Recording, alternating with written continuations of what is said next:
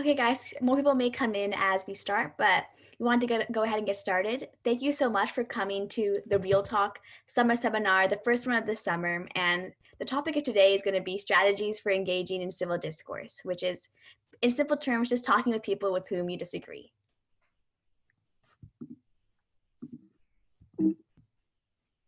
So today we have a full plan. We're going to start with a current event discussion, which we do at the beginning of every Real Talk lesson.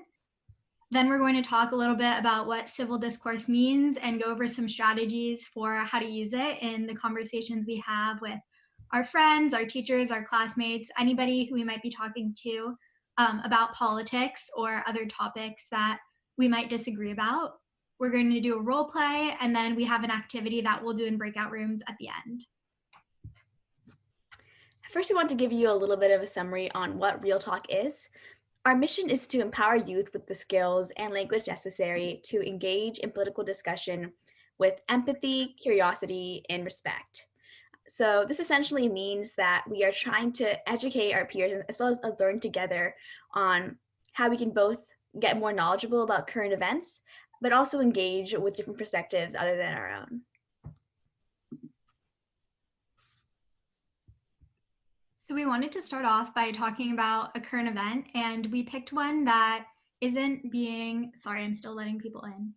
Okay, that isn't being reported on as much right now, but one that we still think is really important, which is that because of coronavirus, a lot of people who otherwise would have already been able to become American citizens are getting backlogged. And because we're not having naturalization ceremonies, which is the in-person ceremony where basically an immigrant officially becomes a citizen. And until you have your naturalization ceremony, you can't do things like apply for an American passport or vote. And so the reason why this is concerning is that we have really big elections coming up, and these people who haven't been able to become citizens but otherwise would have might have an impact in some states. And so Latin American and Asian immigrants, which most of the people who are backlogged are either from Latin America or somewhere in Asia, tend to vote Democratic. And so the places where this would have impact are the swing states like Florida, Georgia, Pennsylvania, and Texas. We're all in California, and it won't have as big an impact in California because California reliably votes Democratic, and the same is true in states that reliably vote Republican. It's not really going to have a difference. But there are some states where not having these people become citizens could affect the outcome of the election. And so that's something that you can continue looking out for in the news. Hopefully, we'll find a way to have these in-person ceremonies. There's a lot of debate around it because these ceremonies traditionally have been in person, and I think constitutionally have to be. And so this is a good thing to keep an eye on as we go through the next few months. And guys, something to think about, we would love for you to raise your hand, or you can also just type in the chat. Why do you think it's so important to be an American citizen, or what advantages could that have?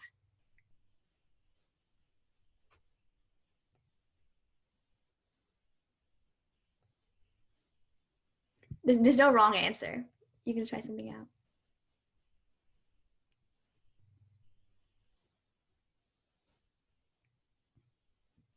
Okay, we're a little slow in the beginning, that's okay, but some answers could potentially be because you have the right to vote, you have certain property rights. Yeah, that's great, Tazio. A more fair life, you are considered probably maybe culturally more American or more part of America, so I definitely see what you're saying there. Okay. So next, we're going to move on to our lesson, which is how to engage in civil discourse. Does anybody? Oh, go ahead. Can anyone tell me what the definition of civil discourse is? You can type it in the chat or raise your hand.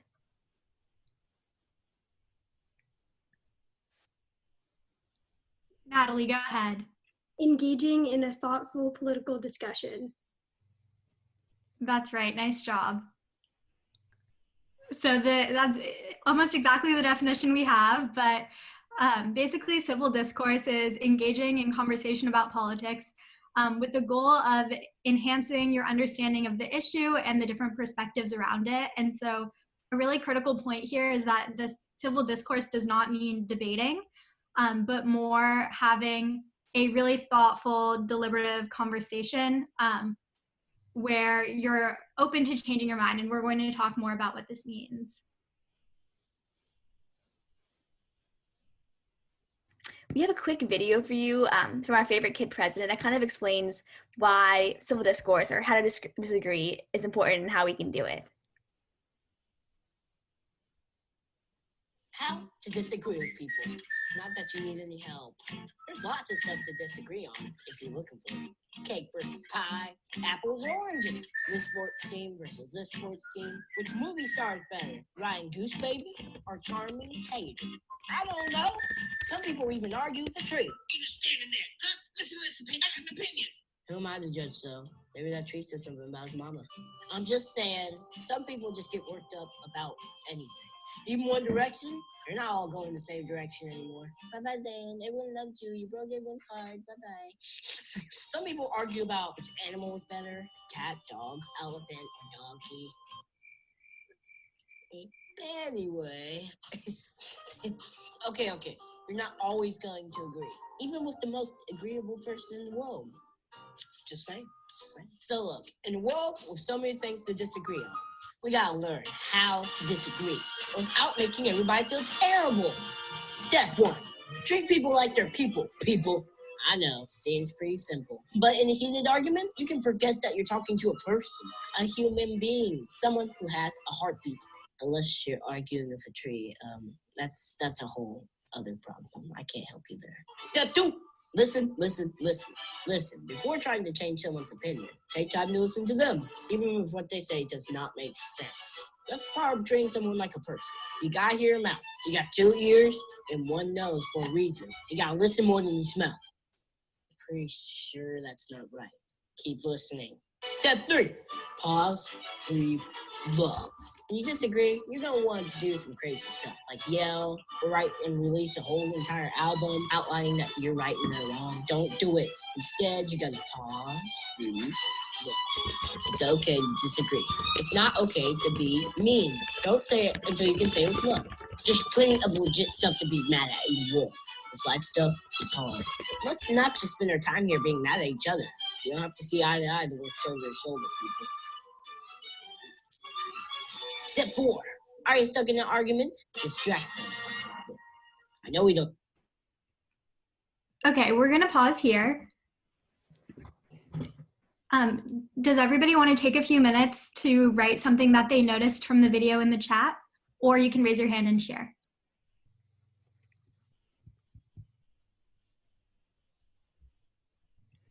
If you're just joining us, we have gone over what civil discourse means and watched a short video on how we can engage in it. I know the takeaway that I got was that we have to express our thoughts with love at the forefront, even when we're disagreeing. Abigail, go ahead. I really liked when you said it's okay to disagree, but not okay to be mean. I think that was a really important distinction. Yeah, I agreed. I think the common misconception is that we shouldn't disagree with each other. But I think that the main takeaway is that we should disagree. We should just do it in the right way. So now we're going to continue and talk about what some of those strategies are to communicate with people that we disagree with. And so civil discourse is all about mindset. And there are 2 parts of that. The first is how we express our own opinions, and the second is how we respond when other people are sharing their opinions. And so we want to go through strategies for both of these sides of conversation. The first is how we express our opinions. And these are... Oh, Eliza, you cut out for a little bit. come across and we think...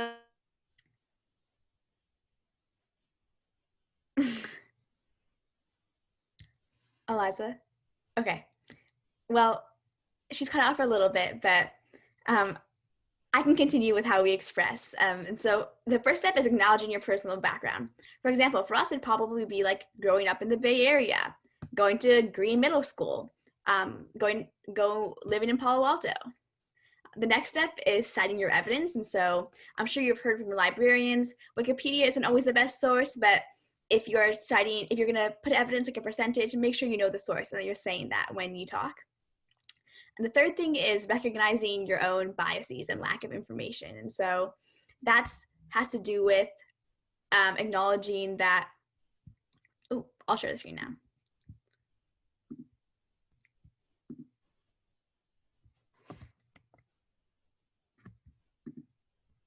Ooh, technical difficulties, sorry guys.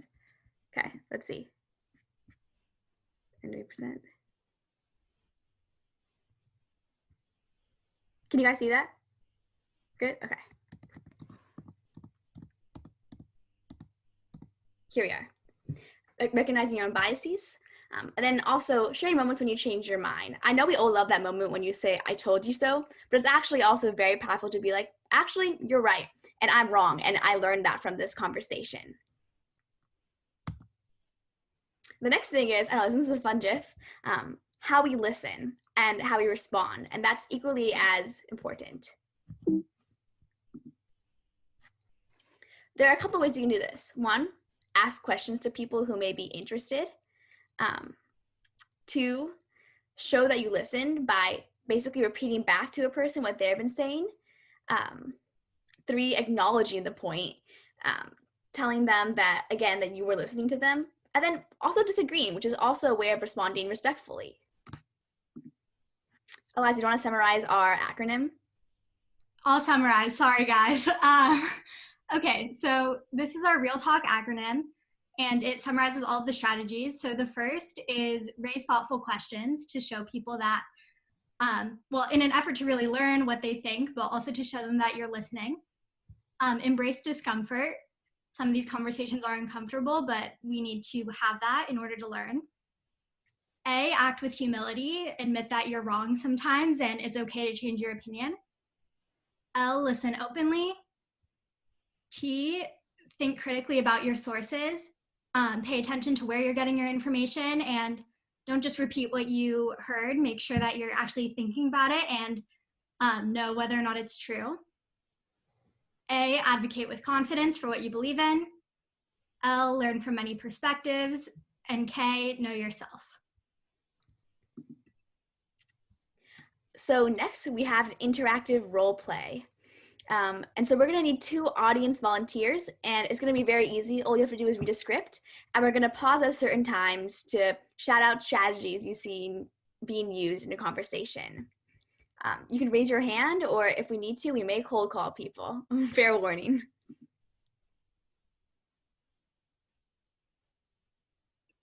Natalie?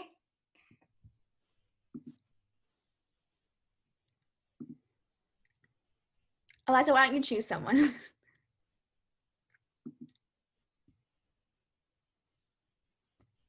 Maya, do you have any interest in doing it? If not, that's okay. No. Okay. Okay. Shoshi, do you want to do the role play? Yeah, sure. Okay. Why? So guys, here's the fun prompt. Are hot dogs a sandwich? This is a big question. And the context is that we're at school, person A and person B. In this case, Natalie, you're going to be person A. Shoshi, you're going to be person B. They're having hot dogs and sandwiches for lunch, and the question comes up, and they're going to have a little bit of a conversation about it. Hot dogs are definitely a sandwich. Like, come on, there are 2 pieces of bread and meat between them. In between them. Oh, in between. So your sandwiches are basically 2 pieces of bread with filling. That makes sense, but I was also reading an article from the Hot Dog Daily that stated that 80% of sandwich makers would not consider hot dogs a sandwich. Pause. Okay. In the chat, type either the acronym or the letter of what you think is being used right now.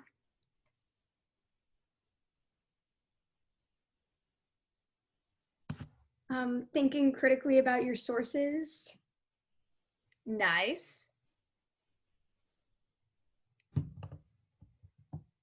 Any other ones? Let's see. I see some paraphrasing here too.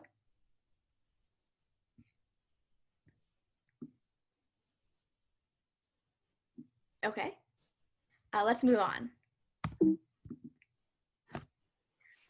Wow, that's surprising. But I feel like we should also acknowledge the fact that the hot dog daily may be a biased source. Why do you think hot dogs are not a sandwich? Well, I think it has to do with the context in which we eat hot dogs and sandwiches. I've grown up in a family where our weekend lunches and picnics have always been peanut butter and Nutella sandwiches. Hot dogs are reserved for baseball games and movies. There's a different feeling. Okay, guys, pause. What do we see?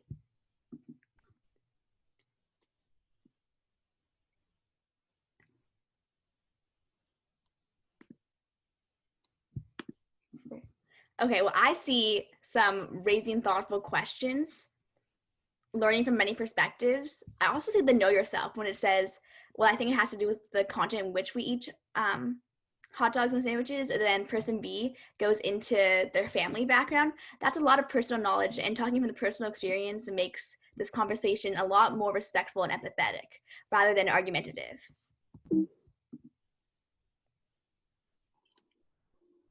You know what? I never thought, you know what? I never thought it about that way. I never thought about it that way.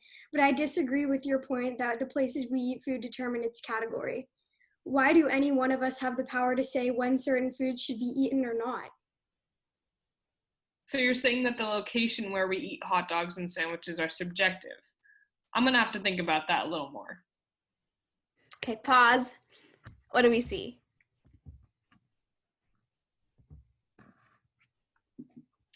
Maybe some listen openly?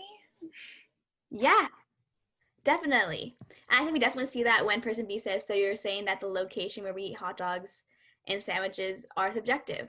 They're listening and they're even paraphrasing it. Abigail, do you want to share? I saw that person A raised a very thoughtful question. Exactly. I was gonna say that same thing. Perfect. Awesome. Okay, our last screen. Natalie, take it away. What do you wish people understood better about your perspective? Honestly, people get pretty heated about the hot dog sandwich debate. Some of the anti-sandwich movement followers have gained a reputation for being sandwich snobs. I don't relate to that. For me, the sandwich hot dog belief was a core part of my upbringing and the values instilled in me by my parents. Huh, I didn't know that. Well, looks like it's the end of the period. Better get to class. Any thoughts on this one?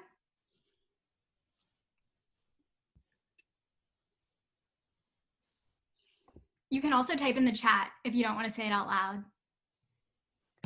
Yeah, something I noticed is that both person A and person B didn't end up agreeing with each other, but they still came to a conclusion that they've understood something new and different, even if their own opinion hasn't changed.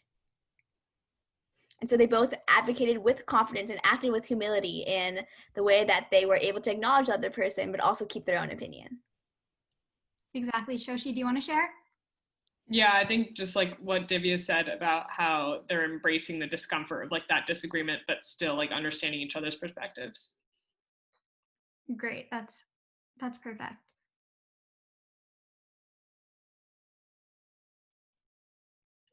Okay. So now we're going to do an activity, and I think we're going to do it in 2 breakout rooms.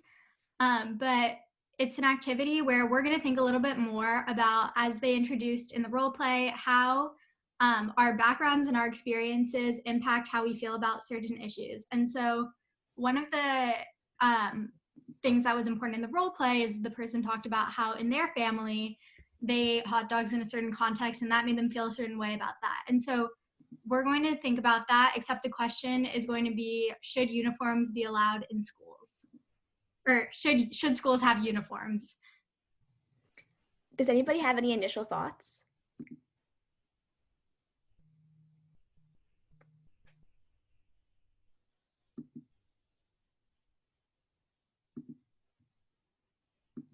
Rada, go ahead.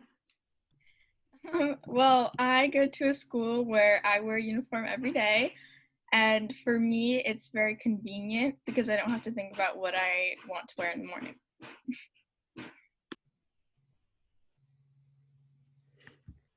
Okay, Tasio thinks no. So now that we have kind of gotten our brains thinking a little bit, we're going to move into breakout rooms and have a little bit of a discussion.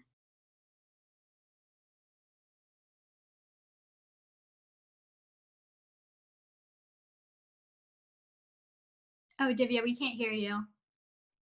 You're muted.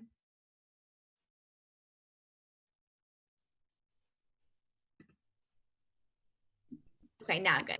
Give me a sec. Okay, here we are. So thank you guys for being such thoughtful participators in our breakout rooms. We're just going to debrief a little bit. Either use the chat or feel free to just talk or even raise your hand. And think about, how did looking at the question, should uniforms be required in schools, change when you tried to look at it from a different perspective? And how might you kind of apply this to different situations?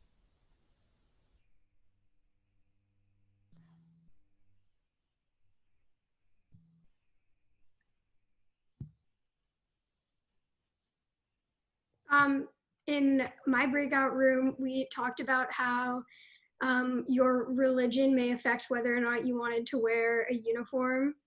Kind of like if you were in a religious family and you wanted to wear sort of something that's customary to your religion and you weren't allowed, that might upset people. Yeah, I totally see that.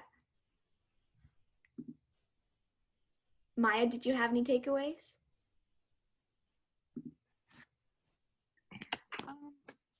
We talked about, I think it was Abigail who said that you can't wear like different stuff in the like winter because the uniform like is strict and stuff like that. Yeah, thinking about geography as a factor and what the resources are and climate is where you live definitely affects that.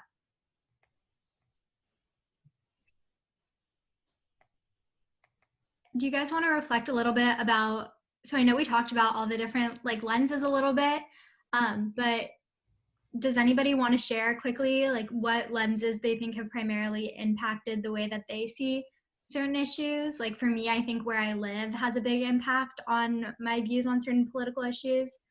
I don't know, does anybody want to share anything about that? So other lenses could be like, are you a boy or a girl? Are you from Palo Alto? Are you from Redwood City? Are you from an urban area, like in a city, or are you from out of the city?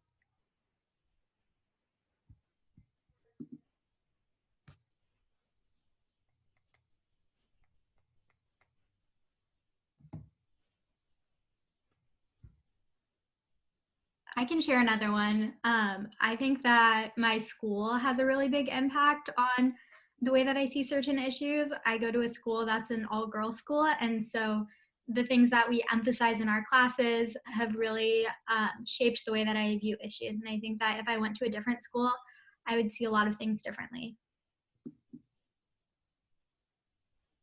I think that your personality also might be a factor in that because based on like what type of person you are, you could be more inclined to believe certain things or like you might find other things more, I don't know, I'm blanking on the word, but like better for yourself. Yeah, more for yourself. I totally see that. I feel like what you're saying, Isha, kind of reminds me of family too, because I'm thinking like, what determines your personality? Like, why are you the way that you are? I think a lot of that has to do with like the family you grow up in, and like in our acronym, the K, know yourself. That's kind of a lens we can look through as well. Mm-hmm, yeah. So we also wanted to ask one last question, which is, I think we all changed, or at least in my breakout room, the conversation we had once we were looking at the issue through more perspectives really helped us understand it better. And I think this is something that we should really be applying whenever we're thinking about a topic that people might disagree on. So outside of an organized like activity context, how might we be able to introduce this kind of thinking to our lives? Does anybody have any ideas?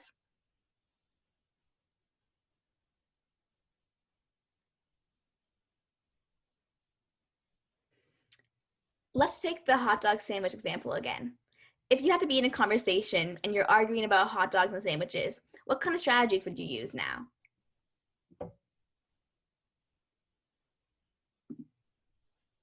Tazio, have any ideas? No. No.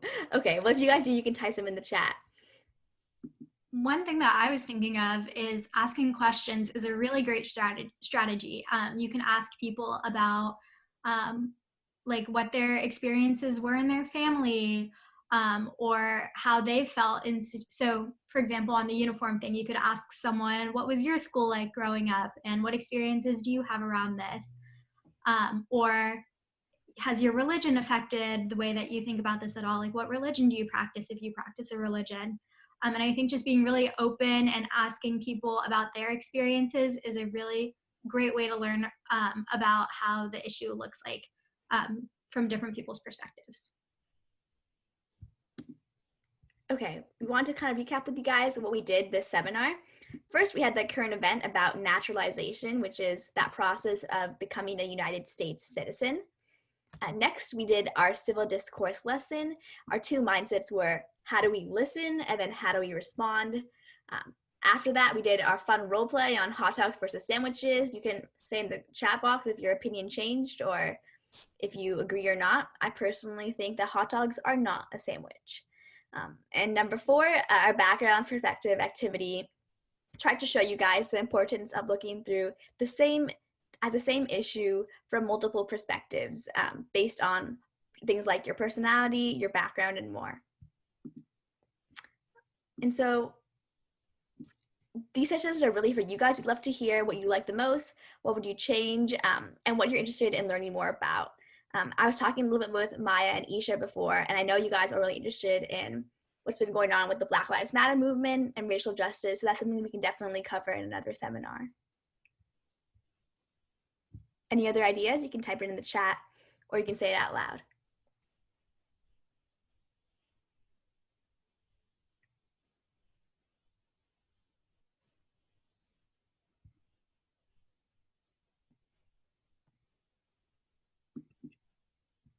Did you guys like the activity? What did you think of the activity?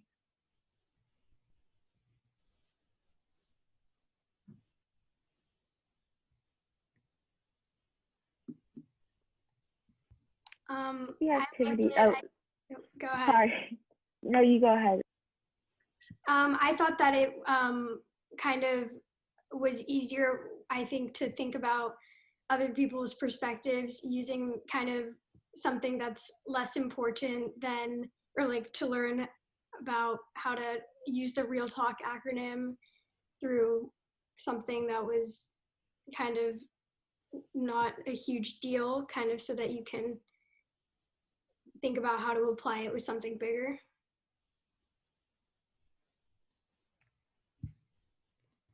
Isha, did you have something to add?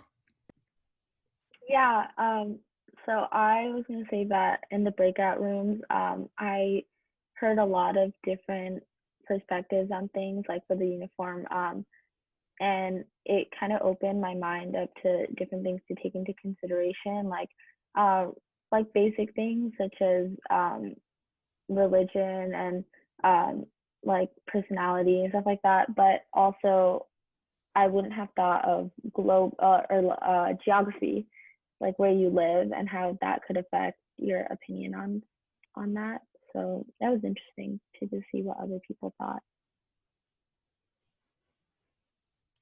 Definitely agreed. Well, on that note, we want to let you guys know that our next middle school seminar is coming up on Saturday, June 27th. But if you're interested in it, as well as I know some of you guys are 8th graders going to 9th graders, we'll also have high school seminars on other in-depth topics. So feel free to sign up for those as well. And if you liked what you saw today, or you're really interested in politics and want to get more involved, try to start or join a Real Talk chapter at your school. And if you have questions, you can email the Learn Real Talk email, or even stay on the call later. And Eliza and I and anybody on the Real Talk team would be happy to talk to you. Thank you guys for coming. I know we ended a few minutes early, but feel free to hop off if you don't have any questions. And if you do, stay on and we'll be happy to answer them. Thank you. Thanks, guys. Thank you.